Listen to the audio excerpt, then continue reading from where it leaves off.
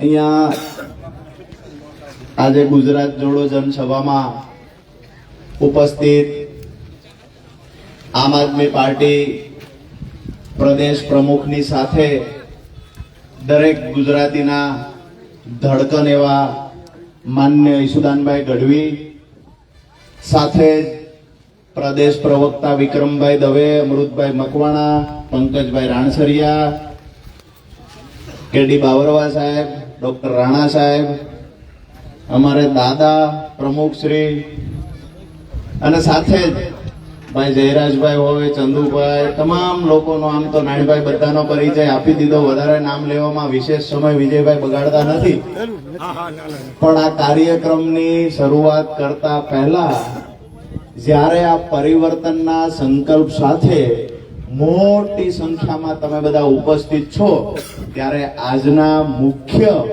મહેમાન તરીકે આપ સૌને હું રાજુ કરપડા હૃદયથી આવકારું છું. આમ નજર કરો તો ઢગલાઓ ઉપર લોકો બેઠા છે, આમ નજર કરો તો ઓલા કેબિન ઉપર બેઠા છે, બાઇક ઉપર બેઠા છે, રોડ ઉપર, સકડા ઉપર, ગાડીઓ ઉપર માણા માણા માણા માણા દેખાય છે. હવે એક વાત નક્કી છે ઈસુદાનભાઈ, ખેડૂના દીકરા છીએ એટલે એક વાત નક્કી કહીશ કે હું બદલાવનો સંદેશ લઈને આવ્યો છું. હું બદલાવનો સંદેશ લઈને આવ્યો છું. એકલો નથી ઉભો, મારા ખેડૂતોની આખી નાયતને ભેળી લાવ્યો છું. બહેરી, અહંકારી અને ભ્રષ્ટ સરકાર કાન ખોલીને સાંભળી લે. બહેરી, ભ્રષ્ટ અને અહંકારી સરકારમાં નેતાઓને સાંભળવા માટેનો જે તમારો ઉત્સાહ આ બતાવે છે કે આવનાર સમયમાં પરિવર્તન નક્કી છે અને દરેક વિધાનસભામાં વિસાવદર વાળી થવાની પણ નક્કી છે.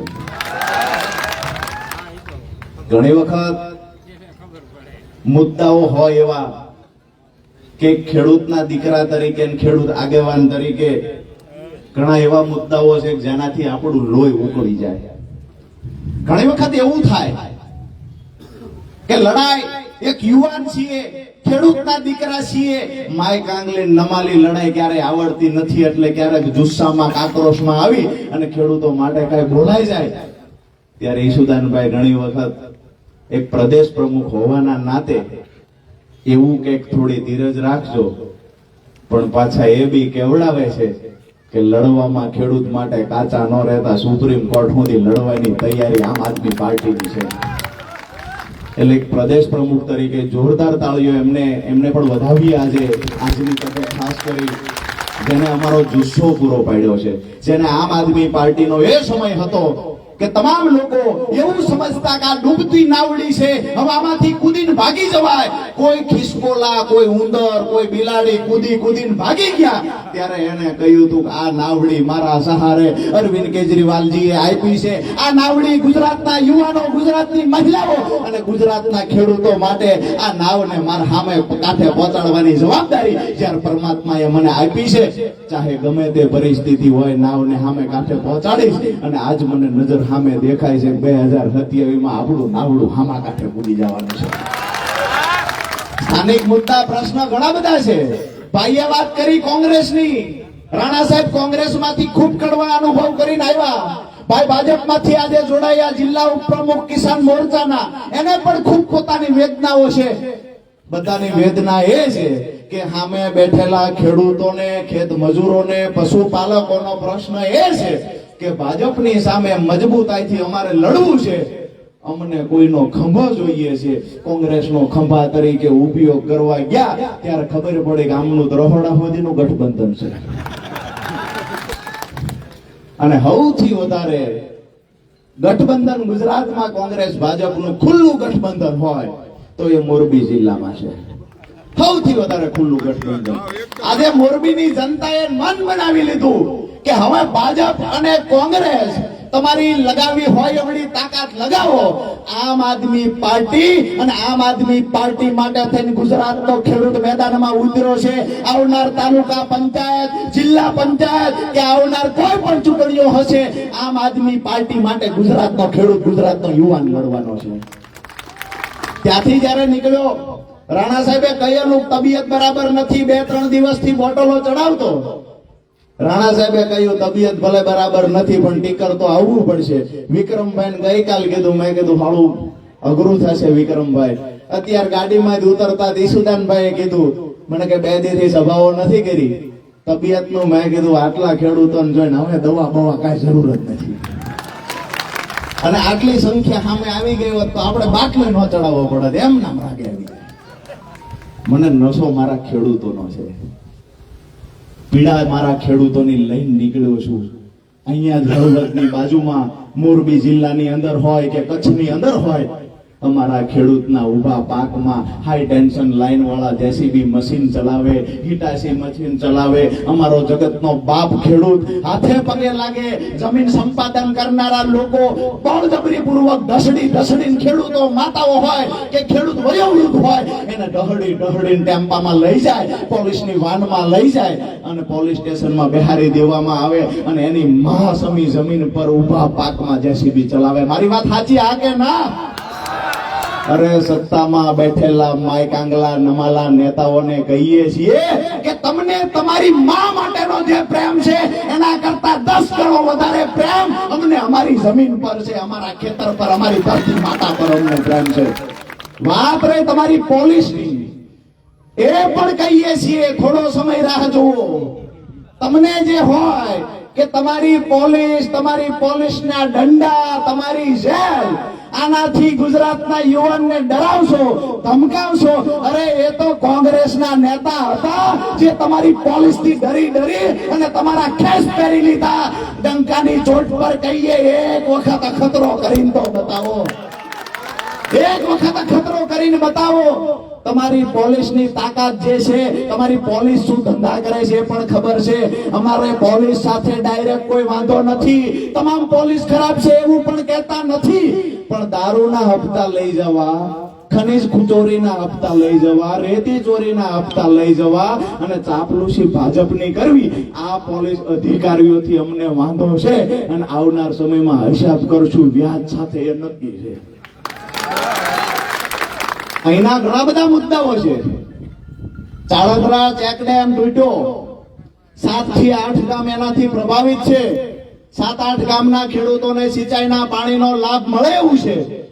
અઠવાડિયા જેવું થયું, હજુ સુધી આગળ કઈ કામગીરી હાલી નથી. તંત્રને અહીંયા મીડિયાના માધ્યમથી કહીએ છીએ ટૂંક સમયમાં કામ ચાલુ કરી દેજો, નહીતર અમે નકરા ભાષણ કરવા નથી આવ્યા. અમારું કિસાન સંગઠન આવતા 15 દિવસમાં જો કામગીરી ચાલુ નહીં થાય તો આમ આદમી પાર્ટી અને કિસાન સંગઠન રાણા સાહેબ મેદાનમાં ઉતરી જજો અને ભાજપ કોંગ્રેસને બતાવવાનું છે કે અમારી તાકાત શું છે. તો આપ સૌને પણ એ વાત કહીશ કે જ્યારે પણ આહવાન થાય ચેકડેમને સાંધવા માટે, રિપેરિંગ કરવા માટે થઈ અને જ્યારે આહવાન થાય ત્યારે આપ સૌ નીકળશો, આ કે ના? સંપૂર્ણ તૈયારી છે. તો અહીંયાથી જ કહી દીધું ભાઈ કે મોરે મોરો ઈ આવવા દો, ચૂંટણી નજીક આવવા દો, દઈ જ દેવાનો છે. નજીક આવવા દો થોડા, અત્યારથી દેખાડશો છેટેથી યુટર્ન લઈ લેશે, થોડા ઢોકળા આવવા દો. વાત રહી અહીંયા બાજુનું તમારું માનગઢમાં સરકારી જમીન, પહેલા કોઈની માલિકીની જમીન એને શ્રી સરકાર કરી દેવામાં આવે, ત્યાર પછી અમુક લોકોને એ જમીન ફાળવી દેવામાં આવે. મેં તો સાંભળ્યું છે પૂર્વ પંચાયત વિભાગના મંત્રી છે એમને પણ આ ધંધો કર્યો છે. તમે સાંભળ્યું છે કે મેં સાંભળ્યું છે? મારું ગામ દુધોઈ અહીંથી 80 કિલોમીટર થાય, ત્યાં મને વાવડ મળ્યા કે અહીંયા માર્કેટિંગ યાર્ડના કોક ચેરમેન છે, ભાગીદારમાં છે. માજા જ્યાં તિજોરી લૂંટવાની હોય અહીંયા ભેગા થઈને જ લૂંટે છે બધા ભાગીદાર. 450 વીઘા તમને ખબર છે એમ આખું રેકોર્ડ છે અને માર્કેટ યાર્ડનું મારી પાસે બધું. એટલે હવે આ તો કોઈક માર્કેટિંગ યાર્ડ નો ગોટાળો એ કે અમારી પાસે છે. મારી પાસે છે જ. આમાં ઘણી વખત એવું હોય કે ગામની અંદર જયારે ચોર આવે ત્યારે ઘરમાં ચોરી કરવા જવાનું હોય તો એક બહાર ઉભો રહીને ધ્યાન રાખે, એક અંદર જાય, એક બે નાકા વટીને ઉભો હોય. આવું આપણે સાંભળ્યું છે. 3-4 ચોર ભેગા થાય ત્યારે ગમે એના ઘરનો પટારો તિજોરી લૂંટાય. અહીં કેટલા થયા ભેગા રણા છે? 40 જણા ભેગા થયા તો કેવડી મોટી ચોરી કરી છે. આ તો શું થઈ આ ચોરો સાંભળી લે, કાન ખોલીને આજે લાઈવ થી સાંભળતા એ છે, ખબર એ છે. આજે લાઈવ થી સાંભળતા છે. એ ચોરોને પણ કહીએ છીએ કે જગતના બાપની, ખેડૂતોની આ જમીન જે તમે પચાવી પાડવાનો ધંધો આદર્યો છે, જે લોકો આવી જમીનો ખાઈ ગયા છે એને ઘરે જઈને એકવાર પૂછજો તો ખરા. ઉપર વાળો જયારે કૃપાયમાન થશે ને તેથી વાપરે એવું કોઈ નહીં રહે. અમે એને પણ માનીએ છીએ. રાજનીતિમાં આવ્યા ગમે તે હજમ કરી જવાનું. અરે મેં જોયું છે, રાજનીતિમાં આવ્યા, સત્તામાં આવ્યા તો ભાજપના નેતા રોડ ખાઈ જાય, ડામર ખાઈ જાય, પથ્થર ખાઈ જાય, બેલા ખાય, ઈટું ખાય, અરે ગટરો ખાઈ જાય, તળાવ ખાઈ જાય, કોકળા ખાઈ જાય, ક્યાંક ને ક્યાંક કેનાલ ખાઈ જાય. અમારે સુરેન્દ્રનગરમાં 100 કરોડના શૌચાલય ખાઈ ગયા છે.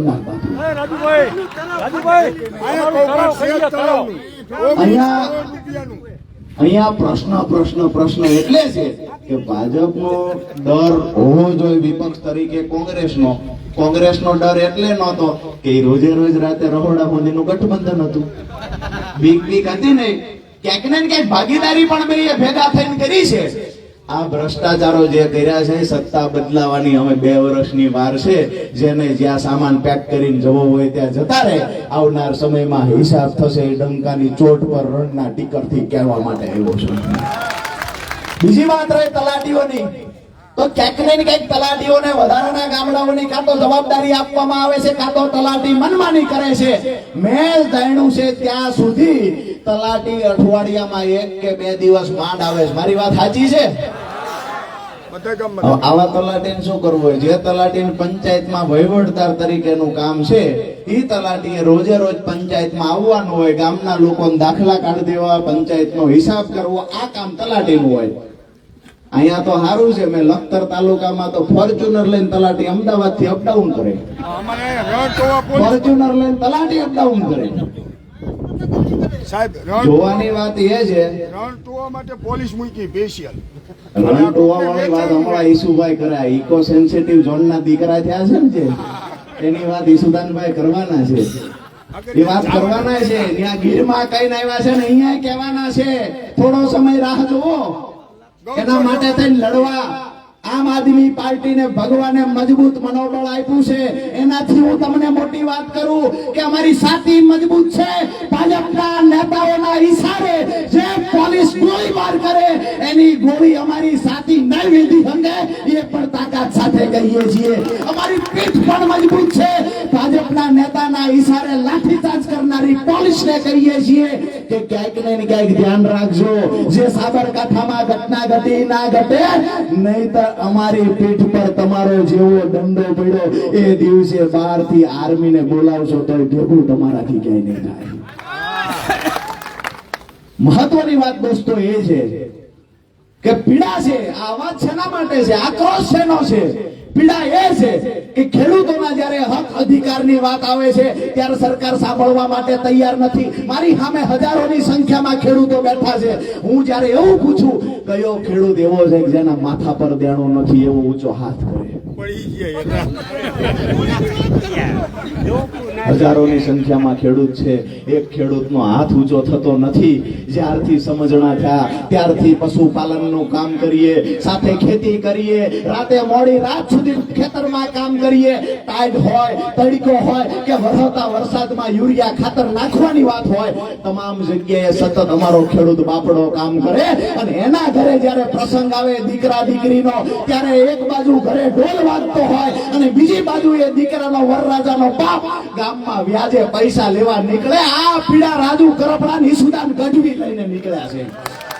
અમે એ પણ જોયું છે રાણા સાહેબ કે જે દીકરાના લગ્ન છે, જેના ઘરે પુત્ર વધુ આવવાની છે, એ દીકરાની માં પોતાના કાનનું ગરાણું, પછી કવેટિયા હોય કે પોતાના ચાંદલો હોય માથા પરનો, પોતાની નથડી હોય કે સોનાની બંગડી હોય, એક એક કરતી પોતે પુત્ર વધુને ચડાવવા માટે હોનીના ટેબલે જઈને કે આને ભગાવી નાખો.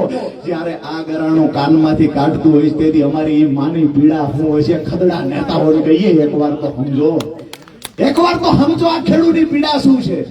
મુદ્દો એ છે કે આવનાર સમયમાં અત્યાર સુધી જ્યારે જ્યારે પણ ખેડૂતોને જરૂર પડી છે ત્યારે એમના માટે કોઈએ અવાજ ઉઠાવ્યો નથી. ક્યાંક કોઈએ અવાજ ઉઠાવ્યો તો એ અવાજ દબાવવાના પ્રયત્ન કરવામાં આવ્યા છે. અમે કહીએ છીએ આવનાર સમયમાં આમ આદમી પાર્ટી ખેડૂતો, યુવાનો અને મહિલાઓ માટે મજબૂતાઈથી લડશે. વધારે વિશેષ કાંઈ વાત નથી કરવી. વાતો કરવા બેસું, સામે ખેડૂતોની સંખ્યા છે, સમયને જતા વાર નહીં લાગે, ખૂબ લાંબો સમય ખેંચાઈ જશે. આમ પણ આપ ખૂબ લાંબા સમયથી બેઠા છો ત્યારે એક વાત ચોક્કસ કહે છે કે દીવો તો સળગાવી શકીશ તું, દીવાસળીથી રોજ તું, દીવો તો સળગાવી શકીશ દીવાસળીથી રોજ તું, પણ આગ લગાવવા માટે પથ્થરનું ઘર્ષણ જરૂરી છે.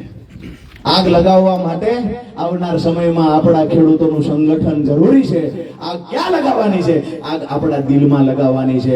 આગ ક્યાં લગાવવાની છે?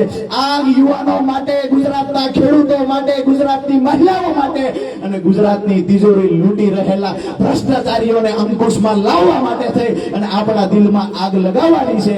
આવનાર 7 તારીખે આમ આદમી પાર્ટી દ્વારા ચોટીલામાં 35 વર્ષ પછી ગુજરાતના ઇતિહાસમાં 35 વર્ષ પછી એક મહા ખેડૂત સંમેલન થવા જઈ રહ્યું છે. ત્યારે એક ખેડૂતના દીકરા તરીકે મારી યુવાનીના 8 વર્ષ મેં ખેડૂતો પાછળ ઘસ્યા છે. લાખો કરોડો રૂપિયાની કમાણી મૂકી અને ઈસુદાનભાઈ જ્યારે ખેડૂતના ચરણે આવ્યા છે ત્યારે અમે તમને વિનંતી કરવા આવ્યા છીએ.